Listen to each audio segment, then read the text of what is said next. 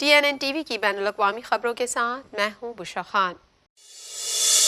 Canada کے وزیر صنعت خبردار کر رہے ہیں کہ ملک قابل تجدید توانائی کی اپنی صلاحیت کی حدوں کو پہنچ رہا ہے اور مزید بجلی بنانا کامیابیوں کو برقرار رکھنے کے لیے ضروری ہوگا۔ مزید جانیں گے اس رپورٹ میں۔ کینیڈا کے وزیر صنعت خبردار کر رہے ہیں کہ ملک قابل تجدید توانائی کی اپنی صلاحیت کی حدوں کو پہنچ رہا ہے اور مزید بجلی بنانا کامیابیوں کو برقرار رکھنے کے لیے ضروری ہوگا۔ کینیڈا کے وزیر صنعت فرانسوا فلپ چیمپئن نے پچھلے سال کا بیشتر حصہ بڑے پیمانے پر نئے الیکٹرک وہیکل بیٹری پلانٹس کے لیے بڑی رقم خرچ کرنے میں صرف کیا، کیونکہ کینیڈا نے اپنی سبز صنعتی حکمت عملی کو مستحکم کرنے کے لیے کچھ اہم اقدامات کیے تھے۔ وزیر صنعت کا کہنا ہے کہ میرے خیال میں توانائی کی پیداوار ایک محدود عنصر ہو سکتی ہے۔ انہوں نے کہا 2023 وہ سال تھا جہاں ہماری سبز صنعتی پالیسی عملی شکل اختیار کر رہی تھی۔ سال کے دوران کینیڈا نے کئی بڑے نئے پلانٹس کا اعلان کیا، جن میں سینٹ تھامس آنٹیریو میں EV بیٹری پلانٹ اور البرٹا میں ایک بڑی نئی پلاسٹک فیکٹری شامل ہے۔ چیمپئن نے کہا کہ 2024 کے لیے توجہ چھوٹے اور درمیانے درجے کے کاروباروں کے لیے سپورٹ بڑھانے پر مرکوز کی جائے گی جو ان میگا پروجیکٹس کو سپورٹ کریں گے۔ ان کا کہنا تھا کہ ہم اس کے بارے میں بات کر رہے ہیں، آپ مزید کانکنی، مزید ریفائننگ کیسے تیار کرتے ہیں، آپ کو ان کمیونٹیز میں توانائی لانے کی ضرورت ہے۔ انہوں نے کہا کہ کینیڈا کو آنے والے مہینوں اور سالوں میں چھوٹے نیوکلیئر ری ایکٹروں کی ترقی اور دیگر قابل تجدید توانائی کے ذرائع کو بڑھانے پر بہت زیادہ توجہ مرکوز کرنے کی ضرورت ہے۔ نوٹنگ پاور پہلے ہی پروجیکٹ کی منظوریوں میں ایک عنصر بن چکی ہے۔ کینیڈا پہلے ہی ماحول دوست ذرائع سے بجلی پیدا کرنے میں دنیا کے بہترین ممالک میں شامل ہے۔ قومی سطح پر 80% سے زائد بجلی ہائیڈرو ڈیموں، ونڈ فارمز، سولر پینلز اور چھوٹی مقدار میں سمندری طاقت اور بایو ماس سے حاصل ہوتی ہے، لیکن وفاقی حکومت کو توقع ہے کہ اس کی آب و ہوا کی منتقلی کو طاقت دینے کے لیے 2050 تک ملک کو 2 سے 3 گنا زیادہ قابل تجدید توانائی کی ضرورت ہوگی۔ 2035 تک کینیڈا کا ارادہ ہے کہ 100% بجلی ماحول دوست ہو، یعنی وہ قابل تجدید ایندھن یا جیواشم ایندھن کی سہولیات استعمال کرتا ہے جو کاربن کی گرفت اور ذخیرہ کرنے کے نظام سے لیس ہے۔ وفاقی حکومت اس بات پر بھی اصرار کر رہی ہے کہ گیس سے چلنے والی کاریں 2035 کے بعد فروخت ہونا بند کر دی جائیں اور زیادہ تر درمیانے اور ہیوی ڈیوٹی والی گاڑیوں کو 2040 تک بجلی سے چلایا جائے۔ کینیڈا کے انرجی ریگولیٹر نے پیش گوئی کی ہے کہ اگلے 30 سالوں میں بجلی کی طلب میں تقریباً 50% اضافہ ہوگا، جو کہ الیکٹرک گاڑیوں اور ہائیڈروجن کی پیداوار کی ضروریات سے بہت زیادہ ہے۔ چیمپئن واضح ہے کہ سرمایہ کاروں کے ساتھ کسی بھی بات چیت میں کلین پاور اس کے لیے ایک اہم سیلنگ پوائنٹ ہے۔ کینیڈا نے آرکٹک سمندری فرش پر مسابقتی دعووں پر امریکہ کے ساتھ کام کرنے کا وعدہ کیا ہے۔ مزید احوال اس رپورٹ میں۔ کینیڈا نے آرکٹک سمندری فرش پر مسابقتی دعووں پر امریکہ کے ساتھ کام کرنے کا وعدہ کیا ہے۔ گزشتہ ماہ دائر کیے گئے امریکی دعوے میں بیفورٹ سمندری فرش کا ایک بڑا حصہ شامل ہے جسے کینیڈا بھی کنٹرول کرنے کی کوشش کرتا ہے۔ وفاقی حکومت اپنے امریکی ہم منصبوں کے ساتھ مل کر کام کرنے کا عہد کر رہی ہے۔ جب امریکہ نے آرکٹک سمندری فرش کے کچھ حصوں پر دعویٰ کیا جو کینیڈا بھی چاہتا ہے۔ گلوبل افیئرز کینیڈا کے ترجمان نے ایک ای میل میں کہا کہ کینیڈا اقوام متحدہ کے معاہدے میں طے شدہ عمل کی پیروی کرنے کی توقع رکھتا ہے، اس حقیقت کے باوجود کہ امریکہ نے سمندر کے قانون سے متعلق کنونشن کی توثیق نہیں کی ہے۔ ترجمان نے لکھا، کینیڈا اور امریکہ آرکٹک میں براعظمی شیلف کے حوالے سے متواتر رابطے میں رہتے ہیں اور دیگر آرکٹک ریاستوں کے ساتھ مل کر اوور لیپنگ دعووں کے منظم تصفیے کے لیے اپنی وابستگی کا اظہار کیا ہے۔ امریکہ نے گزشتہ ماہ اپنا توسیعی براعظمی شیلف دعویٰ اقوام متحدہ کی ایجنسی کے پاس دائر کیا جو اس طرح کی درخواستوں کا جائزہ لیتی ہے۔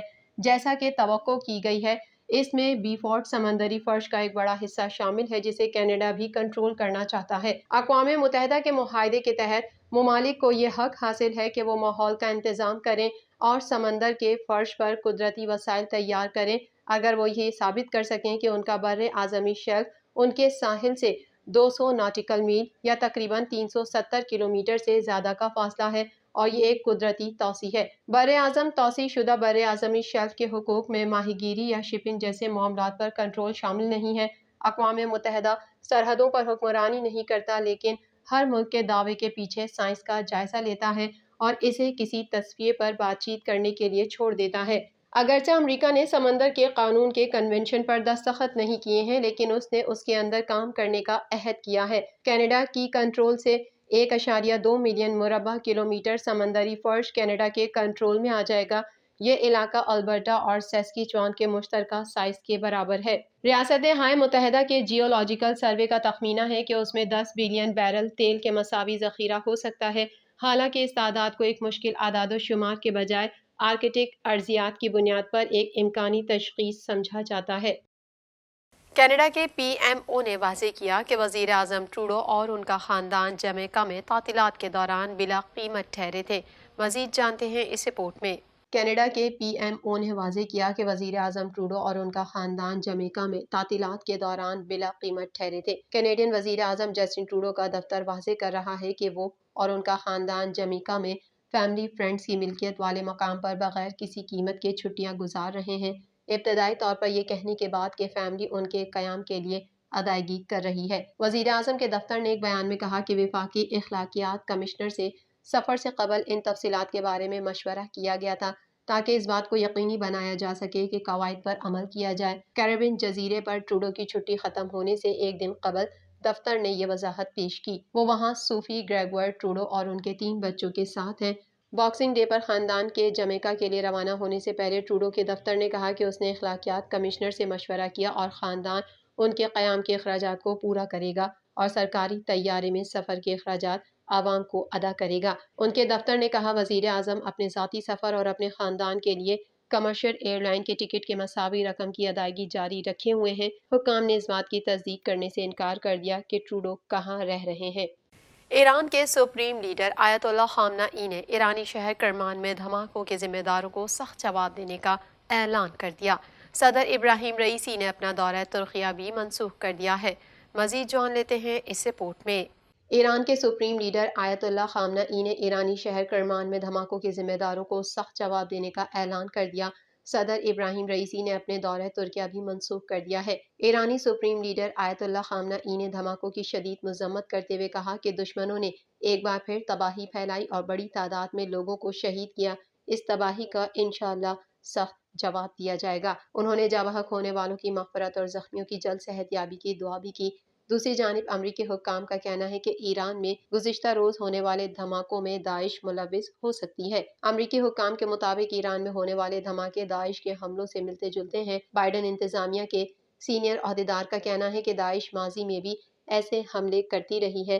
عراق میں امریکی ڈرون حملے میں مارے گئے پاسداران انقلاب کے جنرل قاسم سلیمانی کی 4تھی برسی ان کی قبر کے نزدیک 2 بم دھماکوں میں 130 افراد جاں بحق اور متعدد زخمی ہو گئے۔ ایران کے سرکاری میڈیا کے مطابق دھماکہ اس وقت ہوا جب جنرل قاسم سلیمانی کی 4تھی برسی پر مسجد صہیب الزماں کے ساتھ ان کی قبر کے نزدیک اجتماع میں سینکڑوں افراد موجود تھے۔ یکے بعد دیگرے ہونے والے دھماکوں کی نوعیت اور مواد سے متعلق تاحال کچھ معلوم نہ ہو سکا۔ دھماکے کی آواز دور دور تک سنی گئی اور اجتماع میں بھگدڑ مچ گئی، درجنوں لوگ قدموں تلے کچلے گئے۔ کرمان کے ڈپٹی گورنر نے دھماکوں کو دہشت گردی قرار دیتے ہوئے 103 افراد کی ہلاکت اور 60 کے زخمی ہونے کی تصدیق کی۔ زخمیوں میں سے کم از کم 15 کی حالت تشویشناک ہے۔ سوشل میڈیا پر وائرل ہونے والی ویڈیوز میں دیکھا جا سکتا ہے کہ جائے وقوع پر جا بجا لاشیں بکھری پڑی ہیں اور ایمبولینسیں لاشیں اور زخمیوں کو لے کر جا رہی ہیں۔ تاحال کسی گروپ نے ان دھماکوں کی ذمہ داری قبول نہیں کی ہے۔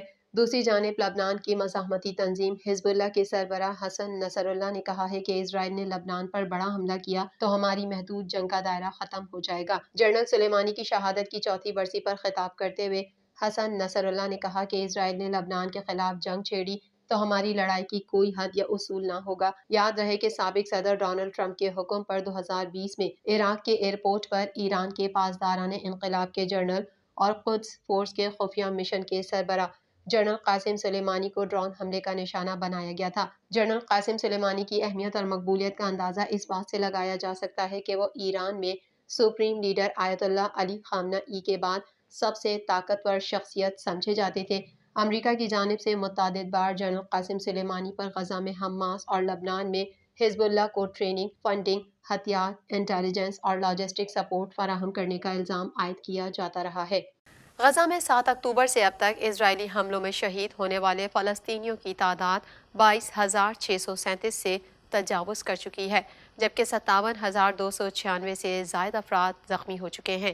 مزید جانتے ہیں اس رپورٹ میں۔ غزہ میں 7 اکتوبر سے اب تک اسرائیلی حملوں میں شہید ہونے والے فلسطینیوں کی تعداد 22,637 سے تجاوز کر چکی ہے، جبکہ 57,296 سے زائد افراد زخمی ہو چکے ہیں۔ غزہ کے رہائشی علاقوں میں اسرائیلی فوج کی بمباری کا سلسلہ جاری ہے۔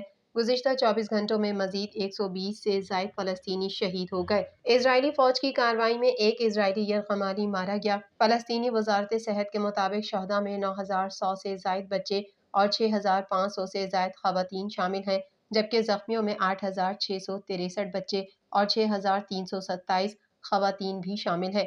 ادھر مقبوضہ مغربی کنارے میں بھی فلسطینیوں پر صہیونی مظالم میں کوئی کمی نہ آ سکی۔ مغربی کنارے میں اسرائیلی فوج کی کارروائیوں اور انتہا پسند یہودیوں کے ہاتھوں 83 بچوں سمیت شہید فلسطینیوں کی تعداد 324 سے تجاوز کر چکی ہے، جبکہ 3,800 سے زائد افراد زخمی ہو چکے ہیں۔ اقوام متحدہ کے ہیومن افیئرز کے آفس اور عالمی ادارہ صحت کی جانب سے 31 دسمبر 2023 تک کے اعداد و شمار کے مطابق غزہ میں اسرائیل کے وحشیانہ حملوں میں 3,55,000 رہائشی یونٹ مکمل طور پر تباہ ہو چکے ہیں، جبکہ 370 سے زائد تعلیمی مراکز بھی صفحہ ہستی سے مٹا دیے گئے ہیں۔ اعداد و شمار کے مطابق اسرائیلی بربریت کا نشانہ بننے کے بعد غزہ کے 36 میں 23 اسپتال مکمل طور پر بند ہو چکے ہیں، 123 ایمبولینسوں اور 203 عبادت گاہوں کو بھی نشانہ بنایا گیا ہے۔ 7 اکتوبر سے 3 جنوری 2024 تک غزہ میں اسرائیلی حملوں میں 87 صحافی اپنی جانیں گنوا چکے ہیں۔ شہید ہونے والے صحافیوں میں بھاری اکثریت فلسطینی صحافیوں پر مشتمل ہے۔ صحافیوں کی عالمی تنظیم کمیٹی ٹو پروٹیکٹ جرنلسٹ اور انٹرنیشنل فیڈریشن آف جرنلسٹس کے مطابق صحافتی ذمہ داریاں ادا کرتے ہوئے اپنی جانیں گنوانے والے صحافیوں میں 80 فلسطینی، 3 لبنانی اور 4 اسرائیلی صحافی شامل ہے۔ فلسطینی وزیر اعظم نے اپنے ایک بیان میں کہا ہے کہ غذائی قلت کے باعث غزہ کے شہری مختلف وباؤں کا شکار ہو رہے ہیں۔ بیروت پر اسرائیلی ڈرون حملے میں 6 ساتھیوں سمیت حماس رہنما صالح العروری کی شہادت کے بعد لبنان اور اسرائیل کی سرحد پر بھی صورتحال مزید کشیدہ ہو گئی ہے۔ اسرائیل کے جنوبی لبنان کے قصبے نقورہ میں عمارت پر فضائی حملے میں حزب اللہ کے سینئر اہلکار حسین یزبیک سمیت 4 افراد شہید ہو گئے۔ ایرانی وزیر خارجہ نے لبنان میں اسرائیلی حملے کو خطے کے تمام ممالک کے لیے خطرے کی گھنٹی قرار دے دیا ہے۔ دوسری جانب بحیرہ احمر میں حوثیوں کے بحری جہازوں پر حملوں سے متعلق اقوام متحدہ سلامتی کونسل کا اجلاس طلب کر لیا گیا ہے۔ غزہ جنگ بندی سے متعلق مذاکرات کے حوالے سے حماس رہنما اسماعیل ہنیہ کا کہنا ہے کہ غزہ اور مغربی کنارے میں ایک فلسطینی حکومت کے قیام پر بات ہو سکتی ہے، لیکن یرغمالیوں کی رہائی مکمل جنگ بندی پر ہی ہوگی۔ Institute for study of war the critical threats project نے اپنی رپورٹ میں کہا ہے کہ فلسطینی گروپوں نے الشتی پناہ گزین کیمپ کے قریب اسرائیلی فوجیوں پر ایک بڑا حملہ کیا۔ رپورٹ کے مطابق حماس کے اہلکار ڈرون کے ذریعے اسرائیلی فوج کی نگرانی کر رہے ہیں۔ فلسطینی مزاحمت کاروں نے اسرائیلی ڈرون مار گرانے کا بھی دعویٰ کیا ہے۔ فلسطینی مزاحمت کاروں نے شیخ عجلین محلے میں اسرائیلی آرمی پر ٹینک شکن راکٹ فائر کیے۔ رپورٹ میں کہا گیا ہے کہ اسرائیلی فوج اور فلسطینی مزاحمت کاروں کے درمیان خان یونس کے ارد گرد بھی شدید زمینی لڑائی جاری ہے۔ TNN ٹی وی کے نیوز بلیٹن میں فی الحال اتنا ہی۔ مزید خبروں اور اپڈیٹس کے لیے دیکھتے رہیے TNN ٹی وی۔